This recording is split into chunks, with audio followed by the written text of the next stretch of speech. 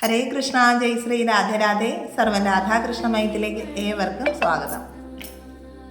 നമുക്കിപ്പോൾ ഇത് ധനുമാസമാണ്. ഈ ധനുമാസത്തിൽ നമ്മൾ ആചരിക്കുന്ന വ്രതമാണ് തിരുവാതിര വ്രതം.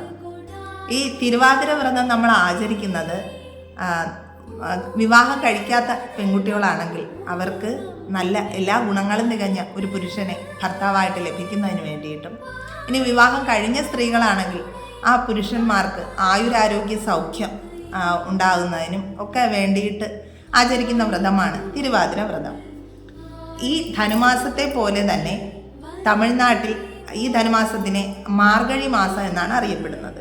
ഈ മാർഗഴി മാസത്തിൽ തമിഴ്നാട്ടിലെ പെൺകുട്ടികളും സ്ത്രീകളും ഒക്കെ ആചരിക്കുന്ന ഒരു വ്രതമാണ് പാവൈ നോമ്പ്. അത് ഒരു മാസം നീണ്ടു നിൽക്കുന്ന വ്രതമാണ്. അത് നമ്മളിവിടെ ശിവഭഗവാനെയും പാർവതീ ദേവിയെയും മനസ്സിൽ വിചാരിച്ചിട്ടാണ് ഈ തിരുവാതിര വ്രതം എടുക്കുന്നത്. അതുപോലെ തമിഴ്നാട്ടിലെ സ്ത്രീകൾ ശ്രീരംഗനാഥനെ, അതായത് ഭഗവാൻ ശ്രീകൃഷ്ണനെ തൻ്റെ ഭർത്താവായിട്ട് ലഭിക്കുന്നതിന് വേണ്ടിയിട്ട് ആചരിക്കുന്ന വ്രതമാണ് ഈ പാവൈ നോമ്പ്. ഈ പാവൈ നോമ്പ് എടുക്കുന്നതിന് പിന്നിൽ ഒരു കാര്യമുണ്ട്, അതിന് പിന്നിൽ ഒരു കഥയുണ്ട്. ആ കഥയാണ് ഞാനിവിടെ ഇനി പറയാനായിട്ട് പോകുന്നത്. ഈ തിരുപ്പാവൈ വ്രതം, അതായത് ഈ പാവൈ നോമ്പ് പോലെയും തിരുവാതിര വ്രതം പോലെയും നമ്മുടെ ഭാഗവതത്തിലുള്ള ഒരു വ്രതമാണ് കാർത്യായനി വ്രതം. കാർത്യായനി വ്രതം ഇതിൽ നിന്നും തികച്ചും വ്യത്യസ്തമാണ്. ഇത് മഹാദേവനെയും പാർവതീ ദേവിയെയും സ്മരിച്ചിട്ടെടുക്കുന്നതാണ് തിരുവാതിര വ്രതം. അതുപോലെ ഭഗവാൻ ശ്രീരംഗനാഥനെ സ്മരിച്ചെടുക്കുന്ന വ്രതമാണ് പാവൈ നോമ്പ്. അതുപോലെ കാർത്യായനി വ്രതം എന്ന് പറയുന്നത് ഭഗവാൻ ശ്രീകൃഷ്ണനെ നമുക്ക് ഭർത്താവായിട്ട് കിട്ടുന്നതിന് വേണ്ടിയിട്ട് സ്ത്രീകൾ ആചരിക്കുന്ന വ്രതം. അത് കാർത്യായനി ദേവിക്ക് പൂജ ചെയ്താണ് ആ വ്രതം ആചരിക്കുന്നത്. അങ്ങനെ കാർത്യായനി വ്രതം അനുഷ്ഠിച്ച ആളാണ് ഭഗവാൻ ശ്രീകൃഷ്ണന്റെ ഭാര്യയായ രുക്മിണി ദേവി എന്ന് പറയപ്പെടുന്നു. തമിഴ് ഭക്തി പ്രസ്ഥാനത്തിൽ 4000 ദിവ്യ പ്രബന്ധത്തിന് വിശിഷ്ടമായിട്ടുള്ള ഒരു സ്ഥാനമായിരുന്നു ഉണ്ടായിരുന്നത്. ഈ 4000 ദിവ്യ പ്രബന്ധങ്ങൾ എഴുതി തയ്യാറാക്കിയത് 12 ആഴ്വാർമാരാണ് എന്ന് പറയപ്പെടുന്നുണ്ട്. ഈ 12 ആഴ്വാർമാർക്ക് കൂടി ഒരു സ്ത്രീ മാത്രമേ ഉണ്ടായിരുന്നുള്ളൂ, അതാണ് ആണ്ടാൾ. ആ ആണ്ടാളുടെ കഥയാണ് ഇനി പറയാൻ പോകുന്നത്. ഈ 12 ആഴ്വാർമാരിൽ വെച്ച് ഏറ്റവും പ്രധാന സ്ഥാനം ലഭിച്ചിരുന്നത് പെരിയാഴ്വാർ എന്ന പേര് നേടിയ വിഷ്ണു ചിത്തർക്കായിരുന്നു. അദ്ദേഹത്തിന് പെരിയാഴ്വാർ എന്ന പേര് അല്ലെങ്കിൽ ആ പദം ലഭിക്കുന്നതിന് പിന്നിൽ ഒരു പ്രധാന കാര്യമുണ്ടായിരുന്നു. അഖിലത്തിനും അധിപതിയായിട്ടുള്ള ഭഗവാൻ ശ്രീരംഗനാഥനെ അല്ലെങ്കിൽ ഭഗവാൻ ശ്രീകൃഷ്ണനെ തൻ്റെ മരുമകനായിട്ട് ലഭിച്ചു എന്ന അപൂർവ ഭാഗ്യം സിദ്ധിച്ചതുകൊണ്ടാണ് അദ്ദേഹത്തിന് പെരിയാഴ്വാർ എന്ന പേര് നേടാൻ കഴിഞ്ഞത്. ഈ പെരിയാഴ്വാരുടെ കുടുംബത്തിലുള്ളവരൊക്കെ വേദപണ്ഡിതരൊക്കെ ആയിരുന്നു. പക്ഷേ വിഷ്ണു ചിത്തർക്ക് അതിനോടൊന്നും വലിയ താല്പര്യമില്ലായിരുന്നു. അദ്ദേഹത്തിന് കൂടുതലും താല്പര്യം ഭഗവാന്റെ കഥകൾ കേൾക്കുക, ഭഗവാന്റെ ദാസ്യവൃത്തികൾ ചെയ്യുക, ഇങ്ങനെയൊക്കെ ഉള്ള കാര്യങ്ങൾക്കായിരുന്നു അദ്ദേഹത്തിന് കൂടുതൽ താല്പര്യം. അങ്ങനെ ഒരുപാട് കഥകളൊക്കെ അദ്ദേഹം കേൾക്കുമായിരുന്നു, ഭഗവാന്റെ കഥകളൊക്കെ. അങ്ങനെ ഒരിക്കൽ മധുരയിലേക്ക് ഭഗവാൻ ശ്രീകൃഷ്ണൻ കംസവധത്തിനായിട്ട് വരുന്ന സമയത്ത് കംസന് മാല കെട്ടിക്കൊണ്ട് പോകുന്ന ആള് ഭഗവാന്റെ ആ സൗന്ദര്യമൊക്കെ കണ്ടിട്ട് ആ പൂമാല കൊണ്ടുവന്ന് ഭഗവാന് ചാർത്തി കൊടുക്കുകയാണ്. അപ്പോൾ ഇത് മനസ്സിലാലോചിക്കുമ്പോൾ വിഷ്ണു ചിത്തരൻ മനസ്സിൽ വിചാരിക്കുകയാണ്, എനിക്കും ഭഗവാന്റെ മാല കെട്ടുന്ന ജോലിയിൽ ഏർപ്പെട്ട് കഴിഞ്ഞാൽ എന്ത് നന്നായിരിക്കും. ഭഗവാന് ഏറെ ഇഷ്ടമുള്ളതാണ് മാല. വനമാലയൊക്കെ അതിപ്രസിദ്ധമാണ്, ഭഗവാന് വളരെ വിശേഷപ്പെട്ടതാണ് വനമാല എന്ന് പറയുന്നത്. വൃന്ദാവനത്തിൽ വെച്ചിട്ട് യശോദാമ്മ വനമാലകളൊക്കെ അണിയിച്ചാണ് പശുവിനെയൊക്കെ മേയ്ക്കാനായിട്ട് വിടുന്നത്. അതുകൊണ്ട് പൂക്കളും ഇങ്ങനെയുള്ള മാലകളൊക്കെ ഭഗവാൻ അതിവിശേഷമാണ്. അങ്ങനെയൊക്കെ മനസ്സിൽ വിചാരിക്കുകയാണ് വിഷ്ണു ചിത്തര്.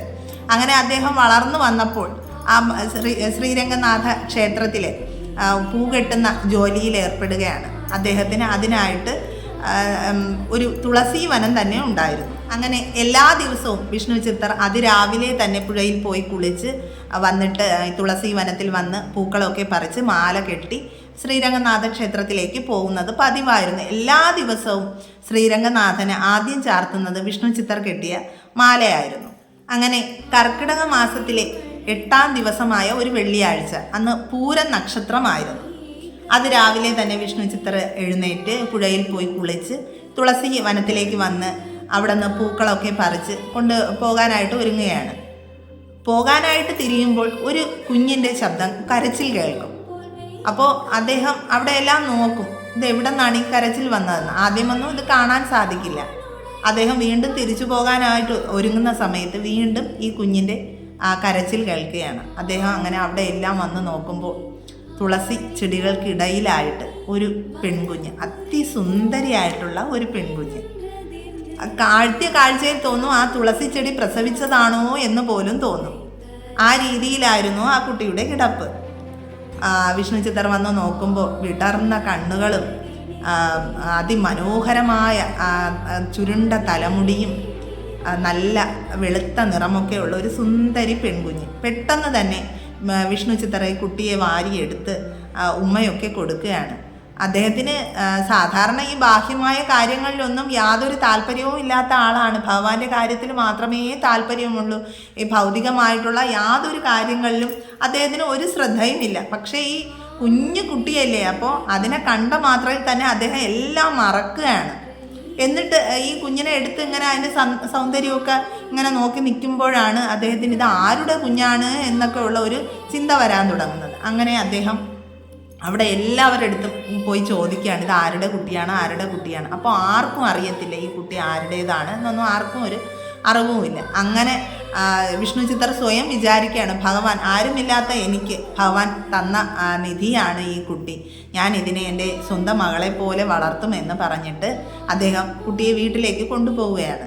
അപ്പോൾ വിഷ്ണു ചിത്തർ ബ്രഹ്മചാരിയാണ്, അദ്ദേഹം വിവാഹമൊന്നും കഴിച്ചിട്ടില്ല. അപ്പോൾ കുഞ്ഞു കുട്ടിയാണ്, ഇതിന് പാലൊന്നും കൊടുക്കാനായിട്ടുള്ള നിവർത്തിയൊന്നുമില്ല, പശുവിൻ്റെ പാലൊക്കെ മാത്രമേ ഉള്ളൂ. അങ്ങനെ അദ്ദേഹം ഈ പശുവിൻ്റെ പാലും വീട്ടിലെ ചോറും ഒക്കെ കൊടുത്ത് ഈ കുട്ടിയെ വളർത്തുകയാണ്.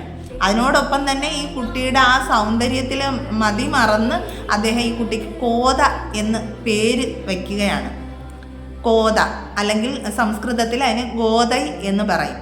കോത എന്ന് പറഞ്ഞു കഴിഞ്ഞാൽ ഭൂമിയാൽ ദാനം ചെയ്യപ്പെട്ടവൾ, അല്ലെങ്കിൽ ജ്ഞാനത്തെ പ്രദാനം ചെയ്യുന്നവൾ എന്നൊക്കെയാണ് അർത്ഥം വരുന്നത്. ഭൂമി ദേവിയുടെ അവതാരമായിട്ടും കോതയെ കരുതുന്നുണ്ട്. അങ്ങനെ വിഷ്ണു ചിത്തർ ഈ പാലും ചോറുമൊക്കെ ഊട്ടി വളർത്തുന്നതിനോടൊപ്പം വിഷ്ണു ഭഗവാന്റെ കഥകളും അതിനോടൊപ്പം ഊട്ടി വളർത്തുകയാണ്. കുഞ്ഞുനാള് മുതലേ ഭഗവാന്റെ കഥകളിലൊക്കെ ഈ കോതയ്ക്ക് വലിയ ജ്ഞാനമുണ്ടാവുകയാണ്. 2 വയസ്സ് പ്രായമൊക്കെ ആവുമ്പോൾ തന്നെ കോത എന്ന് രാവിലെ വിഷ്ണു ചിത്തർ ക്ഷേത്രത്തിലേക്ക് കൊണ്ടുപോകാനുള്ള ഈ പൂക്കളൊക്കെ പറിച്ചു കൊണ്ട് വരുമ്പോൾ ഈ കുസൃതികളൊക്കെ ഈ കുട്ടി മാറ്റി വെച്ചിട്ട് ഈ പൂക്കളും തുളസിയും എല്ലാം പല സെക്ഷനൊക്കെ ആക്കി വെച്ച് ഈ വിഷ്ണു ചിത്തരെ അത് കെട്ടാനായിട്ട് സഹായിക്കുമായിരുന്നു.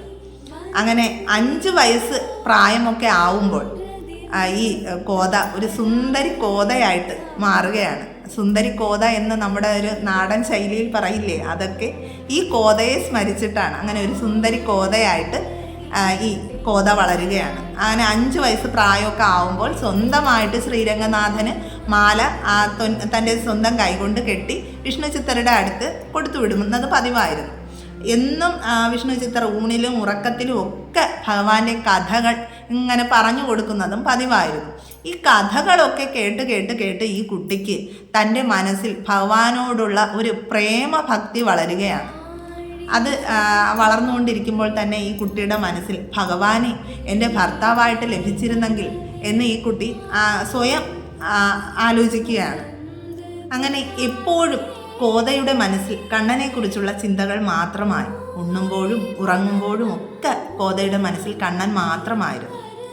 ഇതൊക്കെ കാണുമ്പോൾ വിഷ്ണു ചിത്തർക്ക് ഭയങ്കര സന്തോഷമായിരുന്നു. കാരണം വിഷ്ണു ചിത്തർ ഭയങ്കര ഒരു വലിയ വിഷ്ണു ഭക്തനാണല്ലോ. അപ്പോൾ അദ്ദേഹം വളർത്തിയ മകളും ആ ഒരു പാത പിന്തുടരുന്നത് കാണുമ്പോൾ, അതായത് ഭഗവാനെ സദാ ഈ കുട്ടി സ്മരിച്ച് കൊണ്ട് നടക്കുന്നത് കാണുമ്പോൾ വിഷ്ണു ചിത്തൻ്റെ മനസ്സ് പരമാനന്ദത്താൽ നിറയുമായിരുന്നു. ഭയങ്കര ഇഷ്ടമായിരുന്നു അദ്ദേഹം. അങ്ങനെ ഒരു ദിവസം മാലയൊക്കെ കെട്ടിവെച്ചതിന് ശേഷം വിഷ്ണു ചിത്തർ പുറത്തേക്ക് പോകും. ആ സമയത്ത് ആണ്ടാൾ അല്ലെങ്കിൽ കോത ഇരുന്ന് ആലോചിക്കുകയാണ്, ഭഗവാനെ, ഞാൻ എൻ്റെ മനസ്സിൽ ഭർത്താവായിട്ട് വരിച്ചു കഴിഞ്ഞു. ഇനി ഇവിടെ ഇരിക്കുന്നത് ഭഗവാന് ചാർത്താനുള്ള മാലയാണ്. അത് എൻ്റെ കഴുത്തിൽ അണിഞ്ഞതിന് ശേഷം ഭഗവാന്റെ കഴുത്തിൽ കൊണ്ടുവന്ന് ചാർത്തുമ്പോൾ നമ്മുടെ വിവാഹം പരസ്പരം കഴിയും. അപ്പോൾ ആ നിമിഷമൊക്കെ ഒന്ന് ആലോചിച്ച് നോക്കി എങ്ങനെ ഇരിക്കും ഞാൻ വിവാഹ വേഷത്തിൽ ഭഗവാനെ വിവാഹം ചെയ്യുമ്പോൾ എങ്ങനെ ആയിരിക്കും ഇരിക്കുക, ആ ഒരു രംഗമൊക്കെ മനസ്സിൽ വിചാരിച്ചിട്ട് കോത ചെന്ന് ഈ ഭഗവാന് ചാർത്താനായിട്ട് കൊണ്ടുപോകാൻ വെച്ചിരിക്കുന്ന മാല എടുത്ത് സ്വയം കഴുത്തിലണിയുകയാണ്. കഴുത്തിലണിഞ്ഞിട്ട് കണ്ണാടിയുടെ മുൻപിൽ പോയി നിന്നിട്ട് ഇങ്ങനെ നോക്കുകയാണ്. നോക്കിയിട്ട് പിറക്കിൽ ഭഗവാൻ നിൽക്കുന്നതായിട്ടൊക്കെ സങ്കല്പിച്ചിട്ട് ഭഗവാന് ഞാൻ മാച്ചാണോ, അല്ലെങ്കിൽ ഭഗവാന്റെയും എൻ്റെയും പൊക്കമൊക്കെ എത്രയുണ്ട്, അപ്പോൾ നോക്കുമ്പോൾ ഭഗവാന്റെ അതായത് തോളിൻ്റെ അത്രയേ ഞാനുള്ളൂ, അപ്പം മാച്ചാണ്, കുഴപ്പമൊന്നുമില്ല, ഭഗവാന് ഞാൻ നല്ല ചേർച്ചയുള്ളവരാണ് എന്നൊക്കെ സ്വയം കോത ഇങ്ങനെ ആലോചിച്ചിട്ട് അവിടെ നിന്ന് നേരെ അടുത്തൊരു കുളമുണ്ട്. ആ കുളത്തിൽ ചെന്നിട്ട് അവിടുത്തെ കൽപ്പടവിൽ ചെന്ന് നിന്ന് നോക്കുകയാണ്. അപ്പോൾ ഈ കുളത്തിൽ ചെന്ന് നോക്കുമ്പോൾ ഈ റിഫ്ലക്ഷൻ ഉണ്ടാവും, അപ്പോൾ ഈ പ്രതിബിംബം അപ്പോൾ ഫുൾ കണ്ണാടിയിലാണെങ്കിൽ പകുതിയല്ലേ കാണത്തുള്ളൂ, ഈ കുളത്തിലാവുമ്പോഴത്തേന് ഫുള്ള് കാണുകയാണ്. അപ്പോഴും ഭഗവാൻ പിറക്കിൽ നിൽക്കുന്നതായിട്ട് കോത സങ്കല്പിക്കുകയാണ്. ഭഗവാന് ഞാൻ നല്ല ജോഡികളാണ്, നമ്മളാരും കുറ്റമൊന്നും പറയത്തില്ല, അങ്ങനെയൊക്കെ സ്വയം കോത സങ്കല്പിച്ച് ഇത് നോക്കിയിട്ട് ഇനിയിപ്പോൾ എന്തായാലും അച്ഛൻ അമ്പലത്തിലേക്ക് പോകാനുള്ള സമയമായി, ഇത് ഇത്രയും പെട്ടെന്ന് തന്നെ കൊണ്ടുവന്ന് ആ പൂക്കുടയിലേക്ക് വയ്ക്കാമെന്ന് പറഞ്ഞു കൊണ്ടുവന്ന് വയ്ക്കുകയാണ്. അങ്ങനെ ഇത് എല്ലാ ദിവസവും പതിവായിട്ട് കോത ചെയ്യുമായിരുന്നു. എന്നും ആണ്ടാൾ അല്ലെങ്കിൽ കോത ഈ ധരിച്ച മാലയായിരുന്നു ഭഗവാന് ചാർത്താനായിട്ട് പെരിയാഴ്വാറ് എന്നും കൊണ്ടുപോയിക്കൊണ്ടിരുന്നത്. അങ്ങനെ ഒരു ദിവസം വിഷ്ണു ചിത്തന് പൂവൊക്കെ കെട്ടിവെച്ചിട്ട് അദ്ദേഹം ക്ഷേത്രത്തിലേക്ക് പോകാനായിട്ട് ഒരുങ്ങുമ്പോൾ ഈ മാല വന്ന് എടുക്കാൻ നോക്കുമ്പോഴാണ് അതിൽ വലിയ ഒരു തലമുടി കാണുന്നത്. അപ്പോൾ അദ്ദേഹം വിചാരിക്കും ഇത്രയും വലിയ മുടി ഇത് ആരുടേതാണ്, എന്തായാലും എൻ്റേതല്ല. അപ്പോൾ ആ പരിസരത്തൊന്നും ഇത്രയും നീളമുള്ള തലമുടി മറ്റാർക്കുമില്ല. കോതയ്ക്കാണ്, ആ ചെറുപ്രായമാണെങ്കിലും കോതയ്ക്കാണ് ഈ അതിവിശേഷപ്പെട്ട ആ മുടിയുള്ളത്. കോതയുടെ മുടി പ്രത്യേകിച്ച് വർണ്ണിക്കുക വരെ ചെയ്യുന്നുണ്ട്. അതിവിശേഷമാണ് കോതയുടെ കേശം എന്ന് പറയുന്നത്. ഒരു സൈഡിലേക്ക് ചരിച്ചൊക്കെയാണ് കോത തലമുടിയൊക്കെ കെട്ടിവെച്ച് അതിലൊരുപാട് പൂക്കളും ആഭരണങ്ങളും ഒക്കെ വച്ച് അതിവിശേഷപ്പെട്ടതാണ് കോതയുടെ തലമുടി. അപ്പോൾ വിഷ്ണു ചിത്തർക്ക് മനസ്സിലാവും ഇത് കോതയുടെ തലമുടിയാണ് എന്ന്. അപ്പോൾ എന്തായാലും ഈ തലമുടി പറ്റിയത് ക്ഷേത്രത്തിൽ കൊണ്ടുപോകാൻ പാടില്ല. അതിന് മൃതശരീരത്തിന് തുല്യമായിട്ടുള്ള സ്ഥാനമാണുള്ളത്. അതുകൊണ്ട് അത് അദ്ദേഹം കൊണ്ടുപോയില്ല. അന്നത്തെ ദിവസം അദ്ദേഹം കൊണ്ടുപോയില്ല. അങ്ങനെ പിറ്റേ ദിവസം ഇത് അദ്ദേഹം ഒന്ന് വാച്ച് ചെയ്യാനായിട്ട് തുടങ്ങും.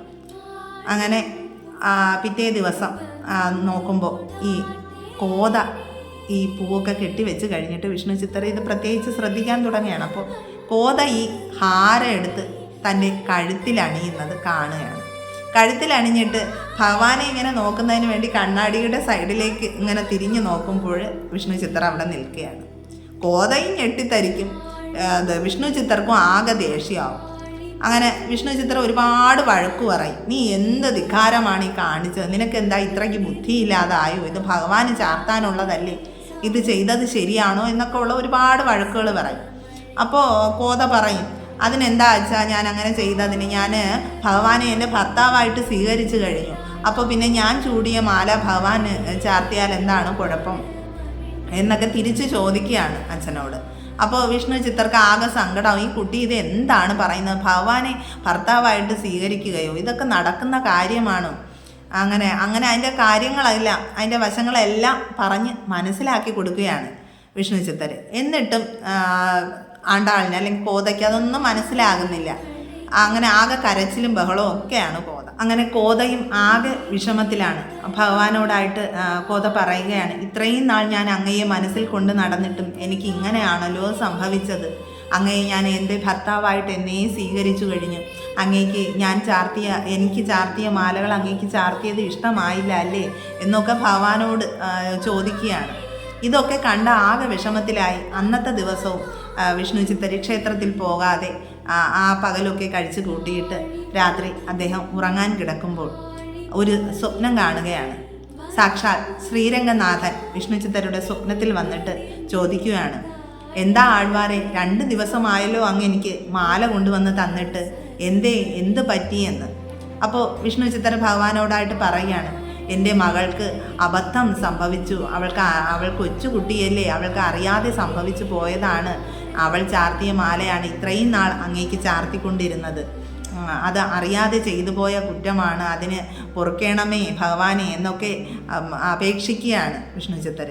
അപ്പോൾ ഭഗവാൻ പറയും, മറ്റേത് മാലയേക്കാളും എനിക്ക് ഏറ്റവും പ്രിയമെന്ന് പറയുന്നത് കോത ചൂടിയ ആ മാലയാണ്.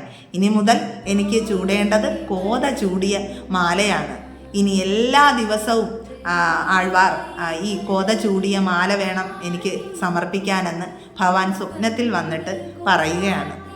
അങ്ങനെ നേരം പുലരുമ്പോൾ ആ വിഷ്ണു ചിത്തർക്ക് അതിയായിട്ടുള്ള സന്തോഷം ഉണ്ടാവുകയാണ്. അദ്ദേഹം ഓടി ചെന്ന് തൻ്റെ മകളടുത്തായിട്ട് പറയുകയാണ്, സൂടിക്കൊടുത്ത സൂടർ കൊടിയെ നീ താൻ ആണ്ടാൾ എന്ന് അദ്ദേഹം പറയുകയാണ്. അതായത് താൻ ചൂടിയ മലർമാല ഭഗവാന് സമർപ്പിച്ച് സ്വയം ശോഭിക്കുന്ന പെൺകുട്ടി എന്ന് അർത്ഥം.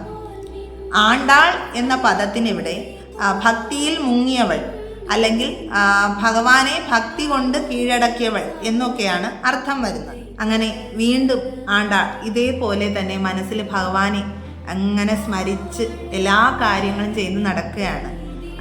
വിഷ്ണു ചിത്തൻ്റെ മനസ്സിൽ പിന്നെ വലിയ സന്തോഷമാവുകയാണ്. അങ്ങനെ മകൾക്ക് വിവാഹപ്രായം എത്താറാവും. അപ്പോൾ കോത പറയും, അച്ഛാ, ഞാൻ ഭഗവാനെ ഭർത്താവായിട്ട് സ്വീകരിക്കുന്നതിന് വേണ്ടിയിട്ട് എന്താണ് അല്ലെങ്കിൽ എന്ത് വ്രതമാണ് എടുക്കേണ്ടത് എന്ന് ചോദിക്കുകയാണ്. അപ്പോൾ വിഷ്ണു ചിത്തർ പറയും, മാർഗഴി മാസത്തിലെ 30 നോമ്പും നോൽക്കുകയാണെങ്കിൽ മകളെ നിനക്ക് ഭഗവാനെ ഭർത്താവായിട്ട് നേടാൻ സാധിക്കും എന്ന് പറഞ്ഞു കഴിഞ്ഞാൽ വിഷ്ണു ചിത്തർക്കും അറിയില്ല ഇത് സംഭവിക്കും എന്നുള്ളത്. അപ്പോൾ മകളുടെ മനസ്സ് വിഷമിക്കാതിരിക്കുന്നതിന് വേണ്ടിയിട്ട് വിഷ്ണു ചിത്തർ പറഞ്ഞു കൊടുക്കുന്ന മറുപടിയാണിത്. അങ്ങനെ ഈ 30 നോമ്പുകളും ഈ കോത ആണ്ടാൾ നോക്കുകയാണ് ഭഗവാനെ തൻ്റെ ഭർത്താവായിട്ട് ലഭിക്കുന്നതിന് വേണ്ടിയിട്ട്. മേഘങ്ങളോടായിട്ട് ആണ്ടാൾ പറയും, മലയിൽ വസിക്കും ശ്രീനിവാസ പെരുമാളിന്മേൽ ചൂടുവെള്ളം മഴയായി പൊഴിയാനായിട്ട് ആവശ്യപ്പെടും. ഭഗവാൻ ചോദിക്കുകയാണെങ്കിൽ പറയണം, അങ്ങേയും കാത്തിരിക്കുന്ന ആണ്ടാളുടെ കണ്ണീരാണ് ഇത് എന്ന്. അങ്ങനെ കുയിലിനോടും കാറ്റിനോടുമൊക്കെ ഇങ്ങനെ ദൂതുമായിട്ട് വിടുകയാണ് ആണ്ടാൾ. അതിനൊക്കെ ശേഷം തന്നെ സ്വീകരിക്കാനായിട്ട് ഭഗവാൻ എത്തുന്ന ആ ഒരു ദിവസവും കാത്ത് ആണ്ടാൾ ഇങ്ങനെ കഴിഞ്ഞു കൂടുകയാണ്. അങ്ങനെ ആണ്ടാൾ എഴുതുന്ന 2 കൃതികളാണ് തിരുപ്പാവയും നാച്ചിയാർ തിരുമൊഴിയും. ഈ തിരുപ്പാവയാണ് ആദ്യമായിട്ട് എഴുതുന്നത്. അതിൽ 30 പാസുരങ്ങളാണ് ഉള്ളത്. പാസുരങ്ങൾ എന്ന് പറഞ്ഞാൽ അധ്യായങ്ങൾ. അങ്ങനെ അതിന് 30 അധ്യായങ്ങളുണ്ട്. ഈ മാർഗഴി മാസത്തിലെ പാവയി നോമ്പ് അനുഷ്ഠിക്കുമ്പോൾ ഓരോ ദിവസവും ഈ ഓരോ പാസുരങ്ങൾ വീതം, ഓരോ അധ്യായങ്ങൾ വീതമാണ് പാടി സമർപ്പിക്കുന്നത്. അതുപോലെ തന്നെ നാച്ചിയാർ തിരുമൊഴിയിൽ 140 ഓളം അധ്യായങ്ങൾ ഉണ്ട്. അത് രണ്ടാമതെഴുതുന്ന കാവ്യമാണ്. നാച്ചിയാർ തിരുമൊഴിയിൽ ആണ്ടാൾ വർണ്ണിക്കുന്നുണ്ട്. അതായത് കർപ്പൂര ഗന്ധമോ താമരതൻ നറുമണമോ നൽ പവിഴ ചെഞ്ചുണ്ടുതാൻ മധുരിച്ചിടുന്നുവോ മാധവന്റെ മണമൂറും ചെഞ്ചുണ്ടിൽ രുചിയും മണവും മോഹിച്ചു ഞാൻ ചോദിപ്പു ചൊന്നാലും വെൺശംഖമേ. അപ്പോൾ വെൺശംഖിനോടായിട്ട്, അതായത് വെൺശംഖ് എന്ന് ഉദ്ദേശിക്കുന്നത് ഭഗവാന്റെ പാഞ്ചജന്യം എന്ന ശംഖിനെയാണ്. അപ്പോൾ പാഞ്ചജന്യം ഭഗവാന്റെ ചുണ്ടിനോട് ചേർക്കുമ്പോഴാണല്ലോ ആ ശബ്ദം ഉണ്ടാകുന്നത്. അപ്പോൾ ആ ശംഖിനല്ലേ കൂടുതൽ ഭഗവാന്റെ ആ ചുണ്ടിൻ്റെ മാധുര്യവും ആ സുഗന്ധവും ഒക്കെ അറിയാൻ പറ്റുന്നത്. അപ്പോൾ ആ ശംഖിനോട് ചോദിക്കുകയാണ്, ഭഗവാന്റെ ചുണ്ടിന് എന്ത് മാധുര്യമാണ്, ഏത് തരത്തിലുള്ള ഗന്ധമാണ് എന്നൊക്കെ ചോദിക്കുകയാണ്. അപ്പോൾ ഈ ചോദ്യങ്ങളൊക്കെ ചോദിക്കുമ്പോഴും ആ ഭക്തിയുടെ പാരമ്യതയിലേക്ക് എത്തിയ ഒരു ഉന്മാദ അവസ്ഥയിലായിരിക്കുകയാണ് ആണ്ടാൾ. അതാണ് ഈ വരികളിലൂടെ സൂചിപ്പിക്കുന്നത്. അങ്ങനെ ആണ്ടാൾക്ക് വിവാഹപ്രായമെത്തി. അന്നത്തെ കാലഘട്ടത്തിൽ 15 വയസ്സൊക്കെ ആകുമ്പോഴാണ് വിവാഹപ്രായം എത്തുന്നത്. അപ്പോൾ അങ്ങനെ വിഷ്ണു ചിത്തർ മകൾക്ക് വേണ്ടി വിവാഹ ആലോചനകൾ നടത്തുകയാണ്. അപ്പോൾ ആണ്ടാൾ വന്നിട്ട് വിഷ്ണു ചിത്തരോടായിട്ട് പറയും, അച്ഛാ, മനുഷ്യാത്മാക്കളായിട്ടുള്ള ഒരാളെയും ഞാൻ വിവാഹം കഴിക്കില്ല. ഒരു മനുഷ്യനെയും എൻ്റെ ശരീരത്തിൽ സ്പർശിക്കുവാൻ ഞാൻ അനുവദിക്കുകയുമില്ല. ഞാൻ വിവാഹം കഴിക്കുന്നെങ്കിൽ അത് ഭഗവാനെ മാത്രമേ ഉള്ളൂ എന്ന് ആ കുട്ടി പറയുകയാണ്. അപ്പോൾ വിഷ്ണു ചിത്തർക്ക് ആകെ സങ്കടമാവും. ഈ കുട്ടി എന്തായി പറയുന്നത്? എങ്ങനെയാ ഭഗവാൻ വിവാഹം കഴിക്കുന്നത്?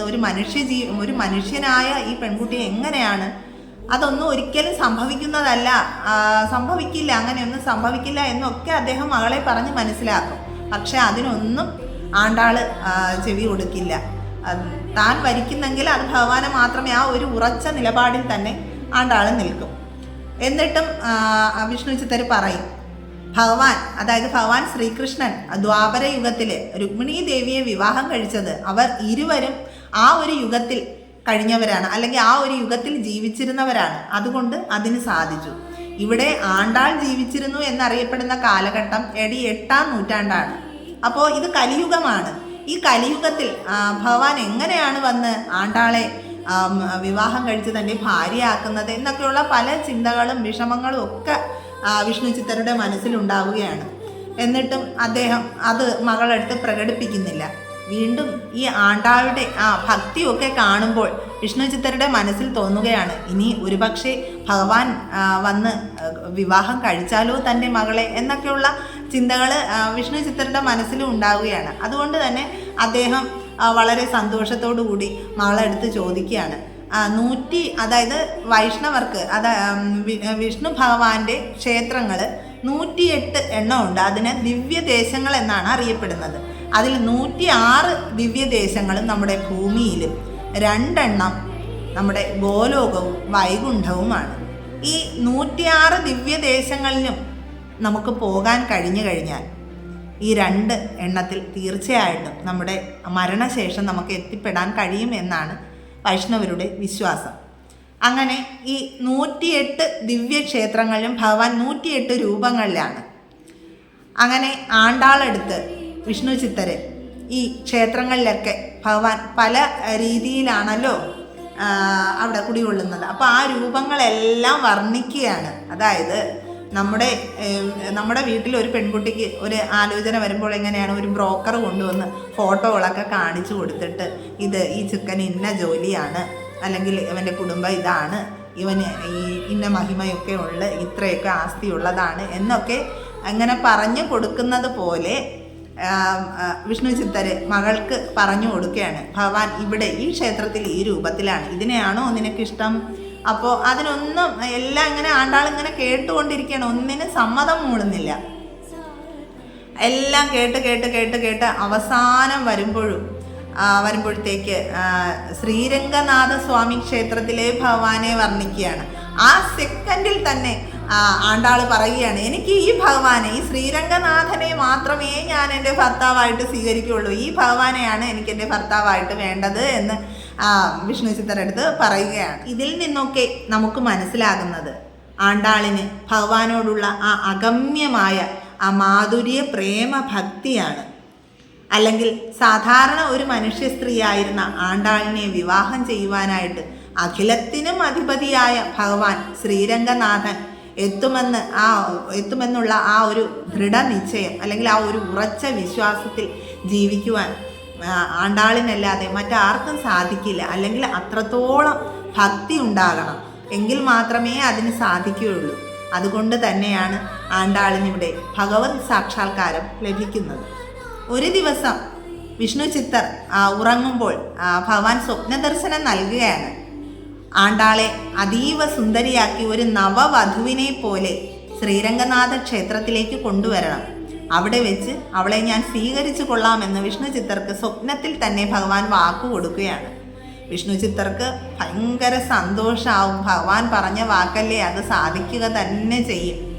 ഇവിടെ വിഷ്ണു ചിത്തരെന്ന് പറയുന്നത് ഭഗവാന്റെ പരമഭക്തനാണ്. അത് മാത്രമല്ല, പ്രഹ്ലാദനെ പോലെ ജന്മനാ ഭക്തിയിൽ ജനിച്ച ആളാണ് വിഷ്ണു ചിത്തർ. അതുമാത്രവുമല്ല, ഭഗവാന്റെ ദർശനം നേരിട്ട് സാധ്യമായ ആൾ കൂടിയാണ് വിഷ്ണു ചിത്തര്. ഗരുഡസ്വാമി എന്ന് പറയുമ്പോൾ തന്നെ എല്ലാവർക്കും അറിയാലോ, മഹാവിഷ്ണുവിൻ്റെ വാഹനവും ഭഗവാന്റെ സർവ അധീശത്തെ ഊട്ടി ഉറപ്പിച്ച ആളുകൂടിയാണ് ഗരുഡസ്വാമി എന്ന് പറയുന്നത്.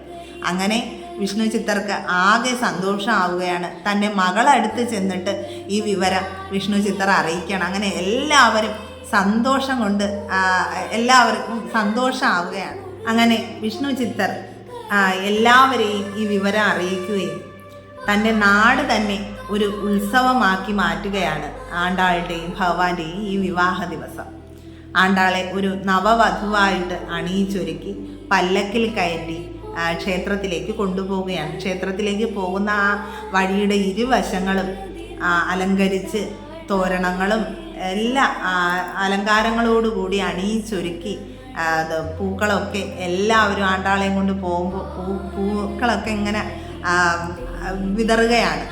അങ്ങനെ ആണ്ടാളെ അങ്ങനെ കൊണ്ടുപോവുകയാണ്. അപ്പോൾ ആണ്ടാളുടെ ഹൃദയം അങ്ങ് തുടിക്കുകയാണ്. ഭഗവാനെ ആ ഓരോ നിമിഷവും ഭഗവാന്റെ ആ അടുത്തെത്താനായിട്ട് അങ്ങ് തുടിക്കുകയാണ്. അങ്ങനെ ഈ പല്ലക്കുകാർ കൊണ്ടുപോകുമ്പോൾ തന്നെ അവരുടെ ആ ഓരോ സ്റ്റെപ്പ് വയ്ക്കുമ്പോഴും അതിൻ്റെ ഇരട്ടിയായിട്ടാണ് ആണ്ടാളുടെ ഹൃദയം ഇടിക്കുന്നത്. ആ കുട്ടിക്ക് എന്തോ സഹിക്കാൻ പറ്റുന്നില്ല. ഒരുപാട് നിമിഷം ഒരുപാട് സമയം എടുക്കുന്നത് പോലെ, ക്ഷേത്രത്തിലേക്ക് എത്താനായിട്ട് ഒരുപാട് സമയം എടുക്കുന്നത് പോലെ അങ്ങ് തോന്നുകയാണ്. ആ ക്ഷേത്രത്തിൽ എത്തുന്നതിന് മുമ്പായിട്ട് തന്നെ ആണ്ടാൾ ഈ പല്ലക്കിൽ നിന്നും ചാടി ഇറങ്ങിയാണ്. അതുവരെയും ക്ഷമിക്കാൻ ആ കുട്ടിക്ക് സാധിക്കുന്നില്ല. അങ്ങനെ ആ പല്ലക്കിൽ നിന്നും അവൾ ചാടി ഇറങ്ങുകയാണ്. ചാടി ഇറങ്ങി ആ ക്ഷേത്രത്തിലേക്ക് ഓടുകയാണ്. ആൾക്കാരെല്ലാം പുറകിൽ നിൽക്കുന്നതേ ഉള്ളൂ. ആണ്ടാൾ മുൻപേ ഓടുകയാണ്. നാഥാ എന്ന് പറഞ്ഞിട്ട് ഓടുകയാണ്. അങ്ങനെ ശ്രീകോവിലിൻ്റെ മുൻപിൽ ചെന്നിട്ട് ആ ഗർഭഗൃഹത്തിൻ്റെ മുൻപിലായിട്ട് ചെന്നിട്ട് ഇരു കൈകളും നീട്ടിയിട്ട് നാഥാ എന്നെ സ്വീകരിക്കില്ലേ അങ്ങ് എന്നിങ്ങനെ ഉറക്കെ ചോദിക്കുകയാണ്. ആണ്ടാൾ അങ്ങ് കരയുകയുമാണ്. ഇത്രയും കാലം ഭഗവാനെ ഇങ്ങനെ മനസ്സിൽ സ്മരിച്ച് ഇങ്ങനെ കൊണ്ട് നടന്ന ആ ഒരു ഭക്തിയുടെ ആ അങ്ങേയറ്റം എത്തി. ആ അറ്റത്ത് എത്തിയപ്പോഴാണ് ആണ്ടാളുടെ ആ ഹൃദയമൊക്കെ ഇങ്ങനെ കൊട്ടി ഭഗവാനെ വിളിക്കുകയാണ്. നാഥാ അങ്ങ് എന്നെ സ്വീകരിക്കില്ലേ? ഇത് കേൾക്കുമ്പോഴോ ഭഗവാൻ ശ്രീരംഗനാഥൻ അങ്ങനെ അനന്തശായിയായിട്ട് ഇങ്ങനെ കിടക്കുകയല്ലേ. അപ്പോൾ ഭഗവാൻ ഇരു കൈകളും നീട്ടിയിട്ട് ഇങ്ങടുത്തേക്ക് വരൂ കോതേന്നിങ്ങനെ വിളിക്കുകയാണ് ഭഗവാൻ. അങ്ങനെ കോത ഓടിച്ചെന്ന് ഭഗവാന്റെ ആ മാറിടത്തിലേക്ക് ഇങ്ങനെ വീണ് കെട്ടിങ്ങനെ പുണരുമ്പോൾ ഒരു ദിവ്യപ്രഭ അവിടെ ഉണ്ടാവുകയാണ്. ആ ദിവ്യപ്രഭ ഉണ്ടായി അത് ഇല്ലാണ്ടാകുമ്പോൾ ആ കോത എന്ന് പറയുന്ന ആ സാധാരണയായ ആ പെൺകുട്ടി ഭഗവാനിൽ അലിഞ്ഞു ചേരുകയാണ്. പിന്നെ കോതയെ ആരും കാണുന്നില്ല. ഇത് കണ്ടിട്ട് വിഷ്ണു ചിത്തർക്ക് അങ്ങ് ഭയങ്കര സങ്കടമാവും. തൻ്റെ മകളല്ലേ, തൻ്റെ വളർത്തു മകളാണെങ്കിലും സ്വന്തം പുത്രിയെ പോലെയല്ലേ അദ്ദേഹം നോക്കിയത്. അപ്പോൾ ആ മകൾ ഇല്ലാണ്ടാവുമ്പോൾ വിഷ്ണു ചിത്തർ അങ്ങ് കരയുകയാണ്. അങ്ങ് എന്താണ് എൻ്റെ മോളെ പോലെയല്ലേ ഞാനും അങ്ങയെ സ്നേഹിച്ചത്, എന്നെ കൂടി കൊണ്ടുപോയിക്കൂടെ ഭഗവാനെ എന്നൊക്കെ വിളിച്ചങ്ങ് കരയുകയാണ് വിഷ്ണു ചിത്തർ. അപ്പോൾ ക്ഷേത്രത്തിൽ നിന്നും ഒരു അശരീരി ഉണ്ടാവും. അതിൽ ഇപ്രകാരം പറയും: പെരിയാഴ്വാറെ അങ്ങ് സമാധാനത്തോടെ ഇരിക്കൂ. ആണ്ടാൾ എനിക്കൊപ്പമുണ്ട്. അങ്ങ് ശ്രീവില്ലി പുത്തൂരിൽ പോയി എനിക്കും ആണ്ടാളിനും വേണ്ടി ഒരു ക്ഷേത്രം പണി കഴിപ്പിക്കൂ. അവിടെ നമ്മുടെ സാന്നിധ്യം, അതായത് എൻ്റെയും ആണ്ടാളിൻ്റെയും സാന്നിധ്യം എപ്പോഴും ഉണ്ടാകും. അതുമാത്രമല്ല, എനിക്ക് വേണ്ടി ആണ്ടാൾ അനുഷ്ഠിച്ച എല്ലാ വ്രതങ്ങളും ആ ക്ഷേത്രത്തിലെ പ്രധാന ഉത്സവമായി മാറണം. അതുമാത്രവുമല്ല, ആണ്ടാളുടെ ഭക്തി, ആണ്ടാളുടെ മഹത്വം അതെല്ലാം എല്ലാവരിലേക്കും എത്തിക്കുകയും വേണം. അങ്ങനെ ആണ്ടാളുടെ കഥ കേൾക്കുകയും അത് മനസ്സിലാക്കുകയും ചെയ്യുന്ന ഒരു വ്യക്തിക്ക് എൻ്റെ എല്ലാ അനുഗ്രഹങ്ങളും കൃപാകടാക്ഷങ്ങളും എപ്പോഴും ഉണ്ടാവുകയും ചെയ്യും. സമയമാകുമ്പോൾ അങ്ങയെയും ഞാൻ എന്നിലേക്ക് ചേർക്കും. അതുവരെ അങ്ങ് ഈ പറഞ്ഞ കാര്യങ്ങളൊക്കെ ചെയ്യുക എന്ന് പറഞ്ഞ് ആ ഭഗവാൻ അനുഗ്രഹിച്ച് ആ അശരീരി ഇല്ലാണ്ടാവുകയാണ്. അങ്ങനെ വിഷ്ണു ചിത്തർ ശ്രീവില്ലി പുത്തൂരിൽ എത്തുകയും അവിടെ പാണ്ഡ്യരാജാവിൻ്റെ സഹായത്തോടുകൂടി ഒരു ക്ഷേത്രം പണി കഴിപ്പിക്കുകയും ചെയ്തു. അവിടെ ആണ്ടാളമ്മയും രംഗനാഥസ്വാമിയും ഗരുഡസ്വാമിയുടെ അംശ അവതാരമായ വിഷ്ണു ചിത്തരും ഇന്നും പൂജിക്കപ്പെടുന്നു. ഈ ക്ഷേത്രത്തിൽ ഭഗവാനെ ഭർത്താവായിട്ട് ലഭിക്കുന്നതിന് വേണ്ടി ആണ്ടാളമ്മ അനുഷ്ഠിച്ച പാവൈ നോമ്പ് ഇന്നും തമിഴ്നാട്ടിലെ സ്ത്രീകൾ ഒരു മുടക്കവുമില്ലാണ്ട് ആചരിച്ചു പോരും. ആണ്ടാൾ എഴുതിയ തിരുപ്പാവൈ എന്ന കൃതിയിൽ തൻ്റെ പ്രണയത്തെ ഒളിപ്പിച്ച് വെച്ചതായിട്ടാണ് പറയുന്നത്. എന്നാൽ നാച്ചിയാർ തിരുമൊഴിയിൽ തൻ്റെ പ്രണയത്തെ തുറന്നാണ് പറയുന്നത്. അങ്ങനെ ഈ ആദ്യം എഴുതിയത് തിരുപ്പാവയും രണ്ടാമത് എഴുതിയത് നാച്ചിയാർ തിരുമൊഴിയും. ഈ തിരുപ്പാവൈ, തിരു എന്ന് പറഞ്ഞു കഴിഞ്ഞാൽ സ്ത്രീത്വം എന്നൊക്കെയാണ് അർത്ഥം. പാവൈ എന്ന് പറഞ്ഞാൽ പെണ്ണ് എന്നർത്ഥം. അതായത് സാധാരണ ഒരു തലത്തിൽ നിന്ന് ദൈവീകതയിലേക്ക്, ഭക്തി കൊണ്ട് ദൈവീകതയിലേക്ക് ഉയർന്ന ഒരു പെൺകുട്ടി എന്ന അർത്ഥത്തിലാണ് തിരുപ്പാവൈ എന്ന് അർത്ഥമാക്കുന്നത്. അപ്പോൾ തിരുപ്പാവൈ എന്ന് പറയുന്നത് ഒരിക്കലും ഒരു പ്രണയ സങ്കല്പമല്ല. അത് ആ 30 ദിവസങ്ങളിലും, ആ നോമ്പെടുക്കുന്ന 30 ദിവസങ്ങളിലും മടി പിടിച്ച് കിടക്കുന്ന ആ ആയർപ്പടിയിലെ പെൺകുട്ടികളെയെല്ലാം വിളിച്ചുണർത്തി, അല്ലെങ്കിൽ തുയിലുണർത്തി എന്ന് പറയും വിളിച്ചുണർത്തുന്നതിന്. അവരെയെല്ലാം ഉണർത്തി ഭഗവാന്റെ ഈ വ്രതം അനുഷ്ഠിക്കുന്നതിന് വേണ്ടിയിട്ട് അവരെല്ലാം വിളിച്ചുണർത്തി പുഴയിലേക്ക് പോയി നീരാടി ഭഗവാന്റെ ദർശനം മേടിക്കാം എന്ന് പറഞ്ഞ് കൊണ്ടുപോകുന്ന ഒരു കാര്യമാണ് അതിൽ കൂടുതലായിട്ട് കൂടുതലല്ല അതിൽ ഉൾക്കൊള്ളിച്ചിരിക്കുന്നത് അതാണ്. പക്ഷേ നാച്ചിയാർ തിരുമൊഴിയിൽ വരുമ്പോൾ അത് ഒത്തിരി വ്യത്യാസമായിട്ടാണ്. പ്രണയമാണ് അതിൽ കൂടുതലായിട്ട് പറയുന്നത്. ഇത് ഭക്തിയാണ്. ഭഗവാനെ വിളിച്ചുണർത്തി ഭഗവാന്റെ എന്നൊക്കെ പറയുന്ന വാദ്യങ്ങളുണ്ട്, അതൊക്കെ വാങ്ങി ഭഗവാനെ തുയിലുണർത്തുക, അങ്ങനെയൊക്കെ ഉള്ള കുറേ സംഭവങ്ങളുണ്ട്. അതൊക്കെ അടങ്ങുന്ന ഒരു പുസ്തകമാണ് എൻ്റെ കയ്യിലുണ്ട്. അത് തിരുപ്പാവൈ, ഇതാണ് ആ പുസ്തകം. ഇതിൽ 30 പാസുരങ്ങൾ, അതായത് 30 അധ്യായങ്ങളാണുള്ളത്. ഈ 30 അധ്യായങ്ങളും ഓരോ ദിവസവും ഓരോ അധ്യായങ്ങൾ വീതം ആണ്ടാളമ്മയും ഭഗവാനെയും ഒക്കെ മനസ്സിൽ സങ്കല്പിച്ച് ഇത് പ്രാർത്ഥിക്കുന്നത് വളരെ നല്ല കാര്യമാണ്, വളരെ ഐശ്വര്യം ഉള്ളതാണ്. പക്ഷേ ഈ വ്രതം അനുഷ്ഠിക്കുമ്പോൾ ചില കാര്യങ്ങളൊക്കെ നമ്മൾ ശ്രദ്ധിക്കണം. ഉള്ളി, വെളുത്തുള്ളി ഇതൊന്നും കഴിക്കാൻ പാടില്ല. മത്സ്യമാംസാദികളൊന്നും പാടില്ല. പാലുൽപ്പന്നങ്ങൾ ഇതൊന്നും പാടില്ല. പിന്നെ കണ്ണെഴുതാൻ പാടില്ല. അത് അവസാനത്തെ ദിവസമുണ്ട്, ആ സമയത്തൊക്കെ മാത്രമേ കണ്ണെഴുതാനൊക്കെ പാടുള്ളൂ. കൂടുതൽ ഭഗവാന്റെ ഭക്തിയിൽ ആയിരിക്കണം കൂടുതൽ ശ്രദ്ധ കൊടുക്കേണ്ടത്. അങ്ങനെയൊക്കെ ഉണ്ട്. ഞാൻ ഈ വ്രതം അനുഷ്ഠിച്ച ആളാണ്, അതുകൊണ്ട് എനിക്കിതിനെപ്പറ്റി കൂടുതലായിട്ടൊക്കെ അറിയാം. നല്ല ഒരു മാസം നല്ല ചിട്ടയോടുകൂടി ഈ വ്രതം അനുഷ്ഠിച്ചു കഴിഞ്ഞാൽ അതിൽ ഒരുപാട് മാറ്റങ്ങളുണ്ടാകും. ആണ്ടാളമ്മയുടെ അനുഗ്രഹം നമുക്കുണ്ടാകും. ഈ ഒരു മാസം, അതായത് ഈ മാർഗഴി മാസത്തിൽ ഞാൻ ഒത്തിരി നാളായിട്ട് വിചാരിക്കുകയാണ് ആണ്ടാളമ്മയുടെ കഥ പറയണമെന്ന്. അപ്പോൾ ഈ ഒരു അവസരം എനിക്ക് ലഭിച്ചതിന് ഞാൻ ആണ്ടാളമ്മയുടെ അടുത്ത് ഒത്തിരി നന്ദി അറിയിക്കുകയാണ്, ഇതിനെനിക്കൊരു അവസരം തന്നതിന്. ഇന്നും ആണ്ടാളമ്മയ്ക്ക് ജമന്തി, പിച്ചകം, തുളസി എന്നീ പൂക്കൾ കൊണ്ടുള്ള മാലയാണ് സമർപ്പിക്കുന്നത്. ഇന്നും തിരുപ്പതിയിലെ തിരുമല ശ്രീ വെങ്കടാചലപതി ക്ഷേത്രത്തിൽ ബ്രഹ്മോത്സവം നടക്കും. ആ ബ്രഹ്മോത്സവ സമയത്ത് ഗരുഡസേവ എന്ന് പറയുന്ന ഒരു എഴുന്നള്ളിപ്പുണ്ട്. ആ എഴുന്നള്ളിപ്പ് സമയത്ത് ഭഗവാനെ ഒരു സ്വർണ്ണ രഥത്തിൽ അങ്ങനെ ആ നാട് ചുറ്റാനായിട്ട് ഇങ്ങനെ കൊണ്ടുവരുന്ന ഒരു എഴുന്നള്ളിപ്പാണ്. അതിന് മുൻപിലും പിറക്കിലുമായിട്ടൊക്കെ ഒരുപാട് കലാരൂപങ്ങളോട് കൂടിയിട്ടാണ് കൊണ്ടുപോകുന്നത്. അപ്പോൾ ഒരുപാട് പേരിങ്ങനെ ആരതിയൊക്കെ എടുക്കും. ഭഗവാൻ ഇങ്ങനെ ആരതിയൊക്കെ എടുക്കും. ദൂരെ നിന്നാണ്, അടുത്തൊന്നും ചെല്ലാൻ സാധിക്കത്തില്ല. ദൂരെ നിന്നാണ് ആരതിയൊക്കെ എടുക്കും. ഞാനത് നേരിട്ട് ആ ദൃശ്യം കണ്ടിട്ടുണ്ട്. അപ്പോൾ ആ സമയത്ത് ഭഗവാന് ചൂടാനായിട്ട് കൊണ്ടുവരുന്ന ആ മാല എന്ന് പറയുന്നത് ശ്രീവില്ലിപുത്തൂരിൽ ആണ്ടാളമ്മയ്ക്ക് ചാർത്തിയ ആ മാലയാണ് ആ സമയത്ത് ഭഗവാന് ചാർത്തുന്നത്. അതുപോലെ തന്നെ കല്യാണ ഉത്സവം എന്ന് പറഞ്ഞിട്ട് ശ്രീവില്ലിപുത്തൂരിൽ ആണ്ടാളമ്മയുടെ ഒരു ഉത്സവമുണ്ട്. അത് ആടിമാസത്തിലെ 8-ാം ദിവസം, ആടിമാസത്തിലെ പൂര നക്ഷത്രത്തിലാണ് ആ ഉത്സവം നടക്കുന്നത്. ആ സമയത്ത് ഈ തിരുപ്പതി ക്ഷേത്രത്തിൽ നിന്നും വെങ്കടാചലപതിയായ ഭഗവാന് അണിഞ്ഞ ആ മാലയാണ് ആണ്ടാളമ്മയ്ക്ക് അണിയാനായിട്ട് തിരികെയും കൊണ്ടുവരുന്നത്. അങ്ങനെ ഒരു പ്രത്യേകത ഇന്നുമുണ്ട്. അതുപോലെ തന്നെ ആണ്ടാളമ്മയുടെ ഇടത് കയ്യിൽ എപ്പോഴും ഒരു തത്തമ്മ കാണും. ആ തത്തമ്മയെ മാതങ്കി സങ്കല്പമായിട്ടാണ് കരുതുന്നത്. ആ എല്ലാ ദിവസവും ഓരോ തത്തമ്മയെ വീതം ഉണ്ടാക്കിയാണ് ദേവിയുടെ വിഗ്രഹത്തിൽ വയ്ക്കുന്നത്. അതിന് 4.5 മണിക്കൂർ സമയം എടുക്കുമെന്നാണ് പറയുന്നത്.